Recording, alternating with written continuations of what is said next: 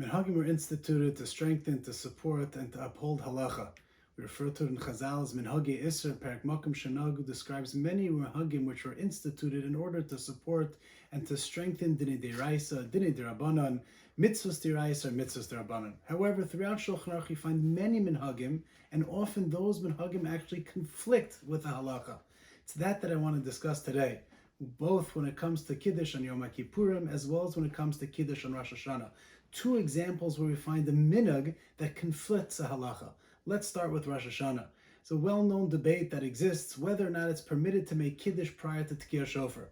Is it permitted? Is it prohibited? Is it muster? Is it usr? And what's the minhag?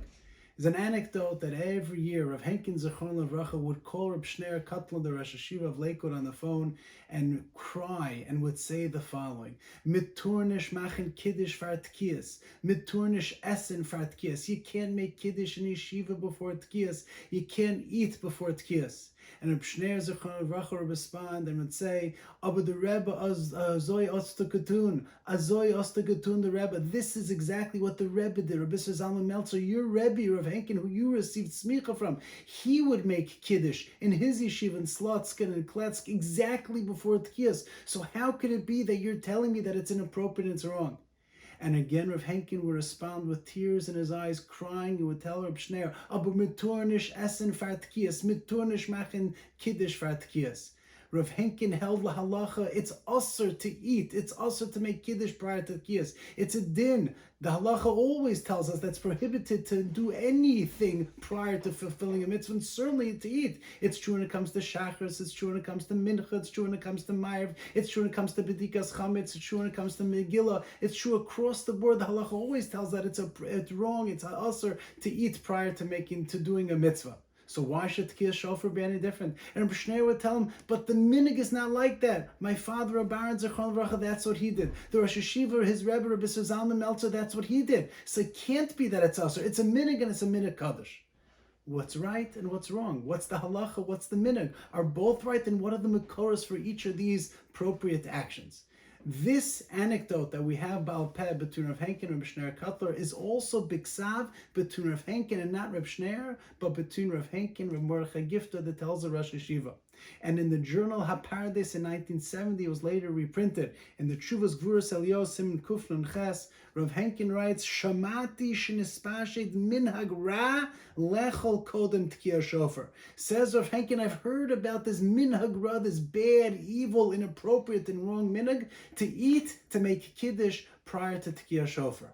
And in response, and in this correspondence, Rav Gifta writes back and he says, you can't call eating and making Kiddush prior to Tkiyah Shofar minhag ra. It existed in yeshivas from the time of Rabbi Yisrael Salanter. It was true in Slobodka from Russ and Tzvi Finkel. I saw it with my own eyes in Telz, in the great Rosh Hashiva of Telz. And not only there, but in Slotskin and Kletz, Rabbi and Rabbi Zalman, and all the Gedolei Rosh Hashivas of Moshe Mordechai Epstein, all of their yeshivas throughout Lithuania and Lita, that's what was done.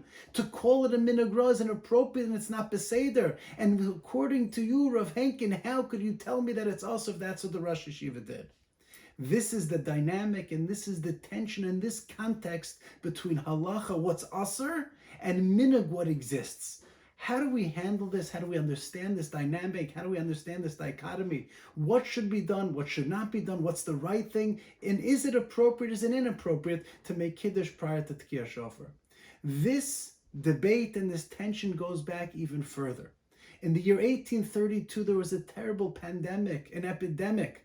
The cholera was going through Eastern Europe and ravaging and going through many shtetlich and towns and hamlets and cities. And in the city of Posen, the great Rav, Rabbi Akiva Eger, there wrote what we would call today a policy paper with other dayanim, rabbanim in the city as to how to go about the Yom Noraim, Rosh Hashanah, Yom Kippur properly.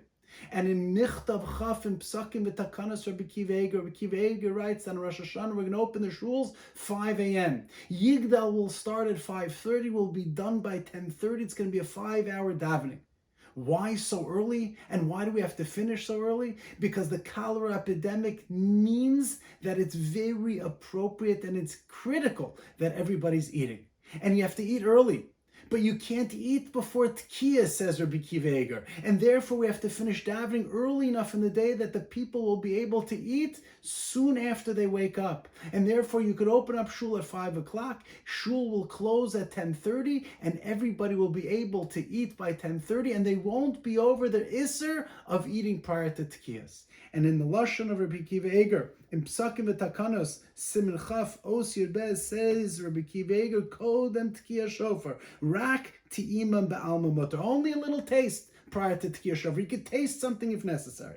V'lachein Rak Bekoshi Rav Efshar Lasos Kiddush B'makom Suda Kodem Tkiyah Shofar. Only if it's really necessary. To eat, you have to make Kiddush and Kiddush B'makom Suda. Only in a circumstance where it's necessary.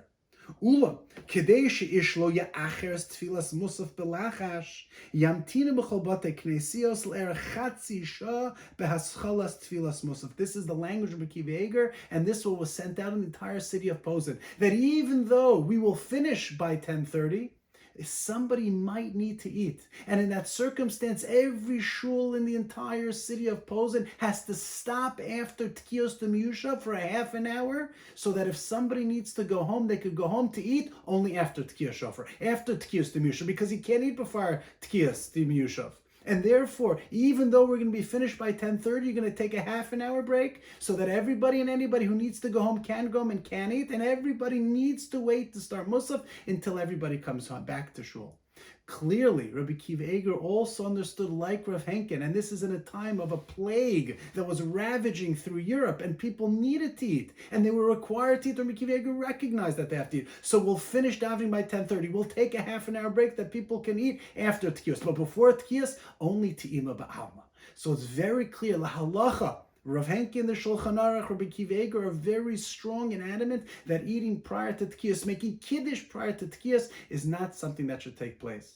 One of the Gedolei Yisrael of the 1700s was the Rabbi Yaakov Reisha, the Shvas Yaakov. And in his Chuvas, he notes, Siman Tavkuf Peidala, the following incident that was brought to his desk. There was an individual who was a chole, who was unable to go to shul. His family encouraged him, he needs to stay home, and he wasn't able to go to shul. But what about Tkiyah Shofar? The Baal Tokea would come and would blow shofar for him, and the family encouraged the Baal Tokea to come early so that this individual would hear shofar and then would be able to eat. But this chola said, no, I'm not going to eat until everybody comes home from shul. I want to do what I do every single year. The family impressed upon him that it's important to eat, and he said, no, I'm not going to eat until I hear shofar, but I'm only going to hear shofar once everybody leaves shul. Hayom Rosh Hashanah comes and davening is over, but all of a sudden the darshan gets up and there's a long drasha, not 15 minutes, not 20 minutes, not 30 minutes, 45 minutes, but upwards of an hour the drasha went. And the family begged the chola. You see, people aren't leaving shul, they're listening to the drasha. Shul is over, you committed to eat after shul is over, shul is over. But the chola said, shul is not over. I said, when the people come back from shul, that's the time, and that's the moment that I'll eat, and the people didn't leave shul yet. So Shvus Yaakov has this discussion regarding Hilchos Nedarim, Yeholchin Achar Loshem B'nei Adam or not, and what does this circumstance mean? Is it when davening is went over, when people leave the shul? But Tocha Dvarim, the Shvus Yaakov notes and writes that it's clear to him, Nira Ha'idna, the Nohug La'acher B'Rosh Hashanah Harbe Achar Chatzos. In the 1700s, davening is going well after Chatzos. Im lo shofar tzarch gam kein lahamtin im lo shekasha olav ataynis harbe. And clearly the Shvus Yaakov says in these circumstances, even though davening is going long, tzarch gam kein lahamtin im lo shekasha olav ataynis harbe. This fellow has to wait. And that's the rule. And clearly the Shvus Yaakov already recognized that davening in the Batei Medrash and in the Batei Knisios and for this particular chola was going to be very long. But nonetheless, eating before Tkiyos is not something that should be happening. So it's not only Rav Henkin. It's not only the Shulchan Aruch in multiple places that clearly paskins that it's asur to eat prior to a mitzvah. Not only Rabbi Kiva Eger in 1832 in the pandemic and in the plague of the cholera epidemic in Posen, but the Shvus Yaakov already at a time of Sheket and Hashket, only for one particular chola, also took the position that eating before Tkiyos is asur. If that's the case, how do we understand that the minhag is that one and can eat before Tkiyos? And that's what's taking place, and that's what Reb Shneir and Reb Yisrael Zalman and what the yeshivas were doing. Take a look further. The Sdei Chemed also recognizes this dichotomy and this challenge and this difficult tension. Sdei Chemed was the Rav in Crimea, later moved to Eretz Yisrael, to Yerushalayim, before becoming the chief rabbi, the Rav Rashi of Chevron. And he writes, Shamati, Sheyesh Mekomos Eitzel Achenu Ashkenaz. I heard by the Ashkenazim, Shebiyom Rosh Hashanah Rishon Mesheni Achar Tefillah Shachris, Yotzim Rubim Kikulam Bebeis HaKnesses V'holchen Lebateim, V'shosim Tei, V'chozim Bebeis HaKnesses L'sayim Seder Tefillah, Kriya Sefer Torah Tkiyas. Meaning, the Sdei Chemed heard that people were going home to eat and to drink, and to have a tea and to have a coffee and to have a mizonos prior to Tkiyas. Even here in this particular city, they tell me that's what Ashkenazim do. Says the Sdei Chemed, he didn't understand where was this coming from. What was the basis? What was the makor? What was the source? However, says the Sdei Chemed, Reb Chaim Chizkiyahu Medini, I didn't want to make a fuss. I didn't want to start up. I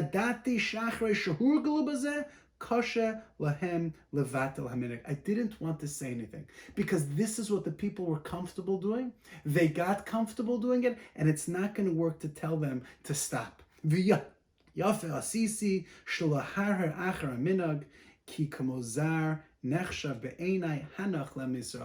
Sdei Chemed, don't start up, don't challenge, don't make a macha, don't stop. If that's what they're doing, that's what they're doing. But clearly the Sdei Chemed already understood that there was such a minhag. He didn't understand the minhag. He doesn't explain the minhag. He doesn't know what the source of the minhag is. But it's a minhag, is a minhag, is a minhag, and I'm not going to tell the people to stop. I'm not going to make a macha. And this is the challenge, the tension, the dichotomy that exists when a minhag conflicts with halacha. Should it be put to it? That's what Rav Henkin did. Or should one say, no, it's a minhag and let it go, even though it conflicts what seems to be with an explicit din in Shulchan Aruch, where we saw from Rabbi Kiveger, the Shvus Yaakov, and the Mat Ephraim paskins explicitly that it's aser. Siman Tov Kuf Peches aser lechol kodem tkiya shofar. Says the Mat Ephraim Zalman Margolius, in no uncertain terms, it's aser.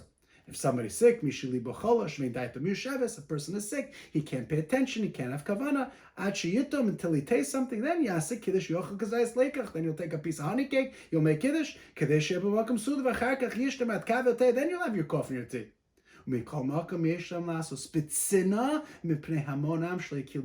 Do this quietly, privately. In the privacy of your home, in a back office. It shouldn't be in the dining room, it shouldn't be in the luncheon, it shouldn't be lifnei am ve'ed in the Beis Medrash. Quietly, privately, but it's aser.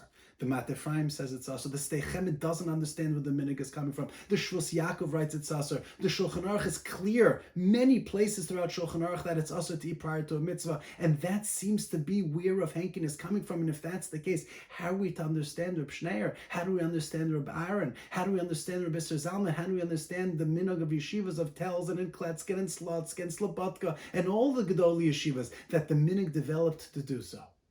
In the Shut, in the Chuvas of the Hisaros, the Chuva of Shimon Sofer, Simon Reish Chafei, a grandson of Chassam Sofer, writes that he has a reconciliation for the practice, but he writes Nistapakti in Mutar Lechol Kodem Tkir Shov. He didn't understand, he was Mesuppak if it's possible to eat or not. And the Hisaros, the Chuva says, note that it doesn't say anywhere in Hilchos Rosh Hashanah that it's aser to eat prior to Kiyas. It only says it in many other places in Shulchan Aruch. Hilchos Netilas Lulav, or Achaim Siman Tov Reishon Beis, it says you can't eat, you can't make Kiddush prior to taking Lulav. And the same thing is true, he writes in many places in Shulchan Aruch. In Hilchos Kriyashman, Hilchos Tefillah, Hilchos Mincha, Kodem Kriyas Megillah, Kodem Halakas Ner Chanukah, Kodem Streifas Chametz, Kodem Hamila. In all of these circumstances, that's where the Shulchan Aruch and the Nosei Kelim pen and codify and concretize that it's also to eat prior to Tkiyah Shofar, prior to those mitzvahs. Aval mishofar lo ra'isi b'shemakom, and there is a very obvious and blatant omission in Shulchan Aruch and Hilchos Rosh Hashanah that it doesn't say anything about the fact that you can't eat before shofar. And says the Saras L'Tshuva, similar davar. There's something here. Yesh dvarim begon, the fact that the Shulchan Aruch, the Ramah, don't say that it's asur to eat prior to Tkiyah Shofar, like the Shulchan Aruch and the Nosei Kelim say in all other places when it comes to mitzvahs. It must be that there is potential for heter. What could the heter be? And the Hisaros L'Tshuva suggests two reasons. Number one, mishum emas hadin in lachosh sheyishkach milishmoa hatkiyah. You don't have to be nervous or concerned when it comes to Tkiyah Shofar. When it comes to other mitzvahs, you do. Because Shemi Yumashech, a person will get involved in eating and drinking before you know it. You'll fall asleep, you'll get engaged and busy with other aspects, and you'll forget about doing the mitzvah. But because of Emas Hadin, the fear, the awe of Shofar, the Yom Hadin of Rosh Hashanah, therefore, we're not concerned the same way that the Shulchan Aruch paskins on Yom Kippur. We're not going to concern Chashin and Shemiyat and air. You're not going to touch and play and tinker with the oil or the kerosene because Emas Hadin, because the fear of judgment of Rosh Hashanah and Yom Kippurim, and therefore, when it comes to Rosh Hashanah, you can eat prior to Tkiyah Shofar because it's fundamentally and categorically different than other mitzvahs. Other mitzvahs, the Emas Hadin is not there, and therefore you wind up eating and drinking before you know you'll fall asleep, you get to a job. But here when it comes to Shofar, it's not true. Emas Hadin means that you're permitted to eat, to make Kiddush prior to Shofar, as opposed to other mitzvahs. And that's the reason, that's the reconciliation of many of the yeshivas and the Minhagei Yisrael that exist to make Kiddush, to eat prior to Kiddush. But then this also Tshuva suggests the second reason. Bizman shebeis hamikdash hayakayim, we would need to wait to be mekadesh the chodesh until the Eidim came. And once the Eidim came, we had to be certain that it was an absolute chiddush of the chodesh, and only at that point would they blow the shofar.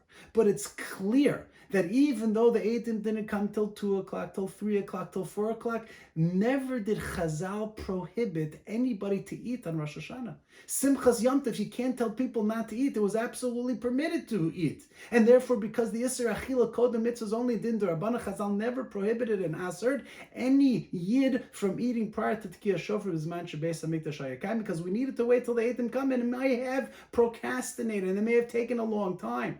And says the Saras L'Tshuva, just like B'Yamehem, Bizman Shebeis HaMikdash Hayakayim, when there was Kiddush HaChodesh Alidei Re'iyah, and when they were waiting for the Eidim to come, then we didn't prohibit any Echila prior to Tkiyah. The same thing is true by Yamim Azheim, Bizman Hazel D'Avonenu, that we don't have a Beis HaMikdash. We still continue that practice of not prohibiting Achila and Kiddush Kodem Tkiyah Shofar. The Chiddush and the novel and innovative approach of the Saras L'Tshuva to reconcile this minhag, and therefore suggest the Saras L'Tshuva there is no Isser, and this minhag is shenat shalok halacha. It is halacha. And here we find a distinction between Tkiyah Shofar and any other mitzvah, and there is no conflict between a halacha and a minhag. In this context, it is the halacha, and it is the minhag, and there is no Isser achila kodem Tkiyah Shofar, because the Shulchan Aruch doesn't say anything, the Ramah doesn't say anything, the Gdolei Poskim don't say anything, and therefore it's permitted to make Kiddush and to eat prior to Tkiyah Shofar.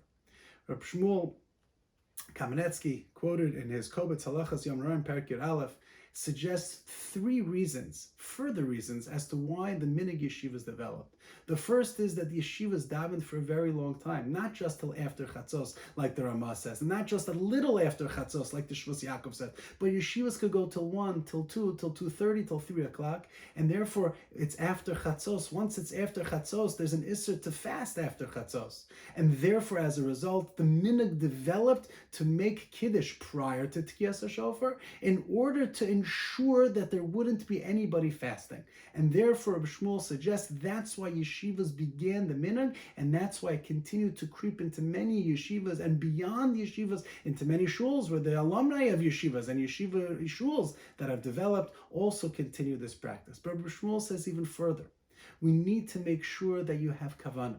And just like in halacha, we find that kavanah is critical, true for shachris, that a person can drink a coffee or a tea if kavanah is necessary, the right amount, the right time, the right circumstances. So too in this context as well, the same thing is true. Mishum kavanah, and when do you need more kavanah than Rosh Hashanah? So therefore to eat would be mutter in order to make sure that kavanah is maintained. A third reason, says Reb Shmuel, is because ordinarily the Isser Achila Kodem HaMitzvah is only a concern for a yachid, for an individual. That I'm going to be yimashech, and I as an individual, I'm going to forget to do the mitzvah. But here when the entire tzibur is together, tens, hundreds upon hundreds of individuals are davening together. They go out for 10 minutes, for 15, 20, 25 minutes, a half an hour. They're going to come right back. Everybody's together, b'tzavsa b'chabura, and therefore we don't have to be concerned about the gzeira shemi yimashech. And in this context, there is no isra achila kodem, the mitzvah tkiyah shofar, because it's different than other mitzvahs which are not done as a community, as a tzibur, as a kahal, and therefore as a result of that, says Rabbi Shmuel, that there it is not usher to eat eat prior to Tkiyos. And then Rabbi Shmuel says, based upon what we've been discussing thus far, that it's a minhag. And the minhag Yisrael is kadum. And the minhag Yisrael is kadosh. And it was established in the yeshivas. And since it was established in the yeshivas, never ever should it be questioned, should it be challenged. So we find this tension, this dichotomy, this difference of opinion. The school of the Shulchan Aruch, of Rav Henkin, strict psak halacha, the Shvus Yaakov, Rabbi Akiva Eger. There's no tinkering. There's no making any distinctions. It's an isser to eat prior to Tkiyah Shofar. You can't make Kiddush prior to Tkiyah Shofar. It's not a license to eat. Either Shulchan Aruch doesn't say it explicitly here. Shai Tshuva, the Shvus Yaakov says the same way it's true in other mitzvahs and other halachas. It's true here. Shulchan Aruch doesn't have to articulate it in every place.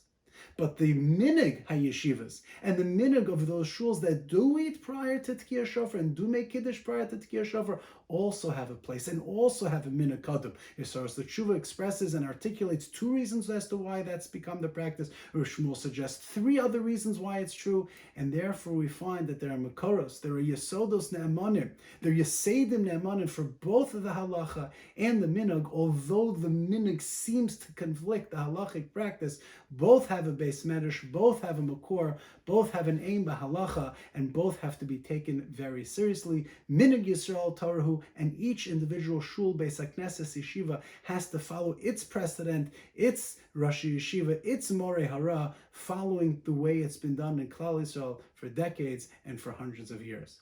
But there's a related minhag that's also fascinating, not on Rosh Hashanah, but also relates to Kiddush on Yom Kippurim, and particularly this year, Yom Kippurim Shechalios b'Shabbos. And I take you to Vilna in the year 1848, and I describe the story the way it's found in the Makor Baruch, the Torah Tmima, Chelik Beis, Parak Yud Aleph, Os Beis.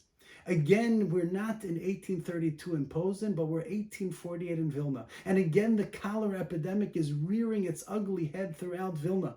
And at that point, a young man, a young Rav who didn't have a position in the community, Rabbi Yisrael Salanter, Zecharno Lavracha, made an edict and explained that as a result of the difficulties of the cholera, people had to eat, people had to rest, people had to breathe, people had to take a walk, and therefore Rabbi Yisrael Salanter took a very strong position to follow doctors' orders and to make sure to do everything that is supposed to be done. Chalila, it shouldn't be a chilul Hashem, be'enei ha'am, be'enei hagoyim, that Klal Yisrael, the Jewish people, the shuls and Batei Medrash and Basei Knesios are not taking the cholera epidemic seriously. But Rabbi Yisrael went one step further, and I read directly from the Torah Tmima's Makor Baruch. Oz Ola habamsa, the Shacharis in the morning of Yom Kippurim, Rabbi Yisrael Salanter gets up to the Beis HaKnesses Hagadol of Vilna, the main shul of Vilna. B'Yom Kippurim lachar tefillah shachars, after shachars and Yom Kippur, Hagon hanodar Yisrael Salanter, v'ito imo shnei morei hara hanodaim Vilna, and flanking him on either side were two very well-known dayanim, senior dayanim in Vilna.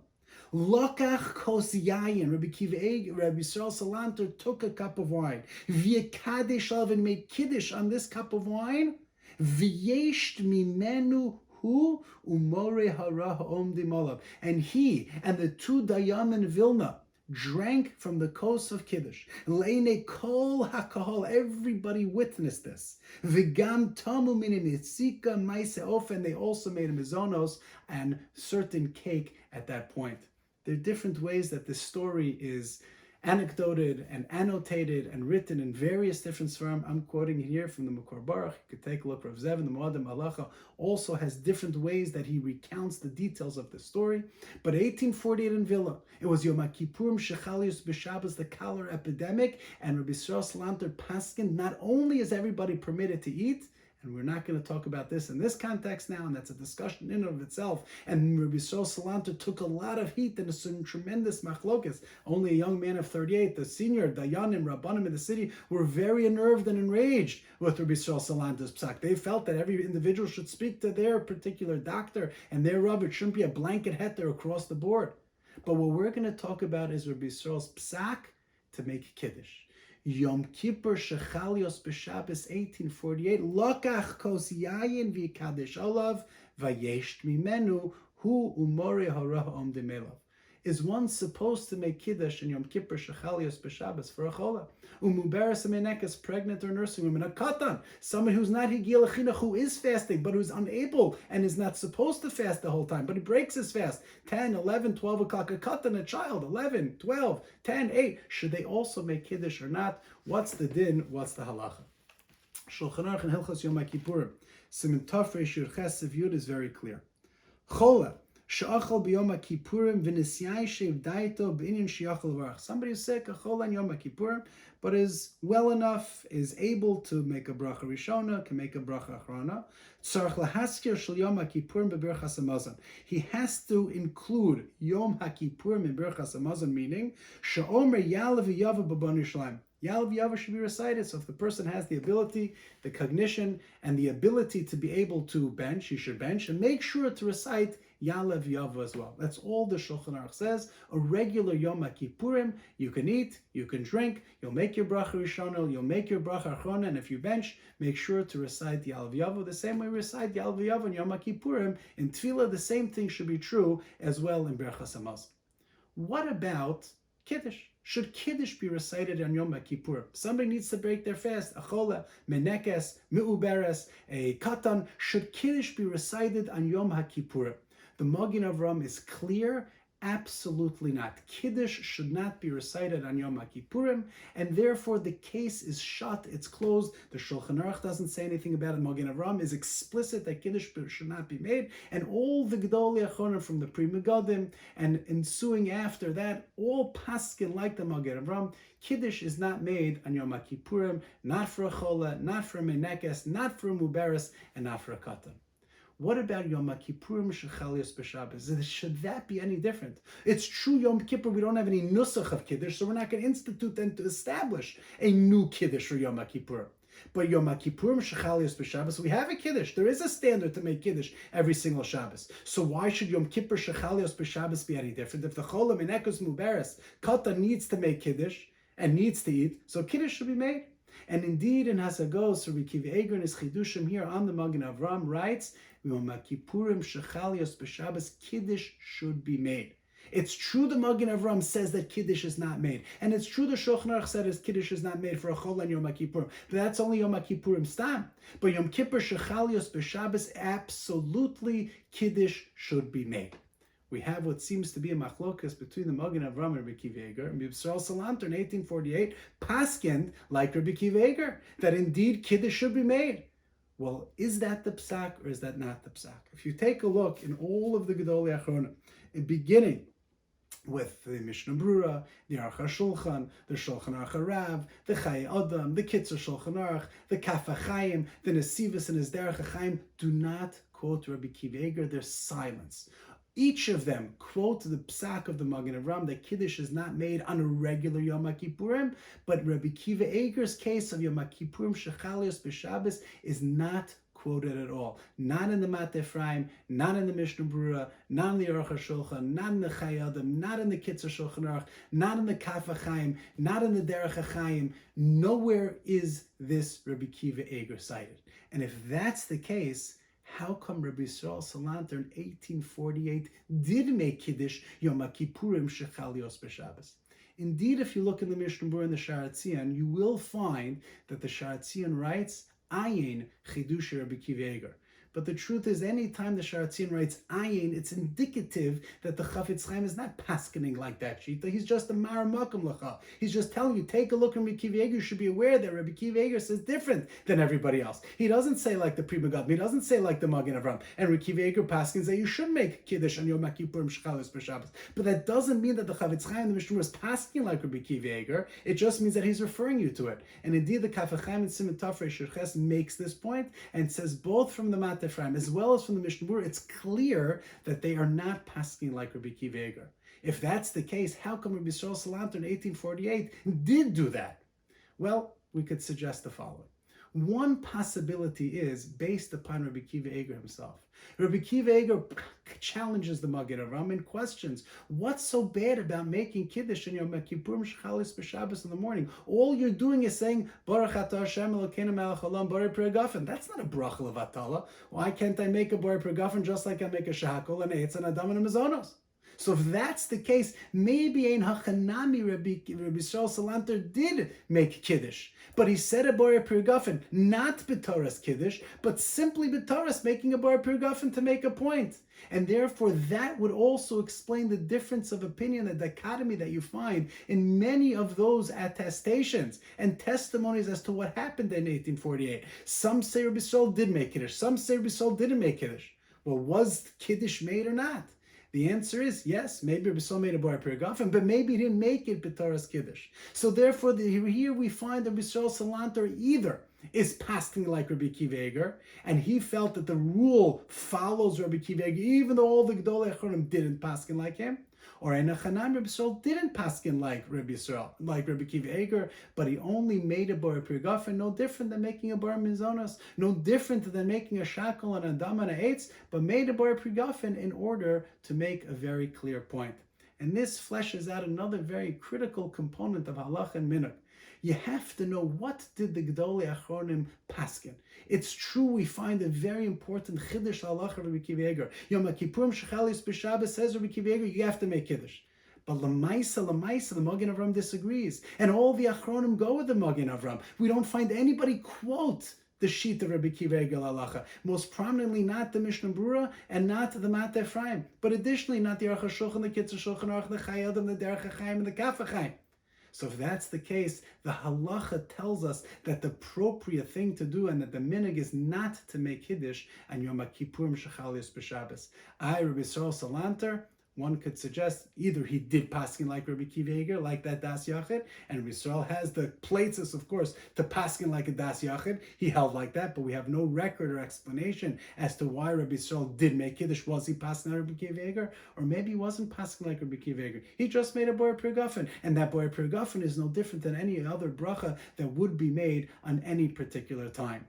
These are two very interesting circumstances. Kiddush on Rosh Hashanah, should it be made before Tkiyas? Should it not be made before Tkiyas? Kiddush on Yom Kippurim Shechalios B'Shabbos, should it be made? Should it not be made? There are reasons on both sides of the coin, and we have to understand the Yesod HaMachlokes. You have to understand the halacha. You have to understand the way the Achronim are paskening. You have to know that Minhag Yisrael Torah. You have to know that Minhag Oker halacha, and you have to go check my Nahug Amma, what's done. And therefore every yeshiva, every Beis Medrash, every Beis HaKnesses has to follow its Morei Hara, its Rashi Yeshiva, its Rav, making sure that we are continuing to follow the Masoros of Klal Yisrael. Each person, each mishpacha, each year, each Beis HaKnesses is doing what they're supposed to do. And Be'ezras Hashem Yisbarach, when we follow the appropriate halacha, Dvar Hashem, and when we follow the appropriate minhag Yisrael, then we'll be able to be zoche b'siyata d'shmaya, to a ksiva v'chasima tova, to a good gebenched year, a year of shalom and bracha, siyata d'shmaya, nachas, and shalom al Yisrael, kol tov selah.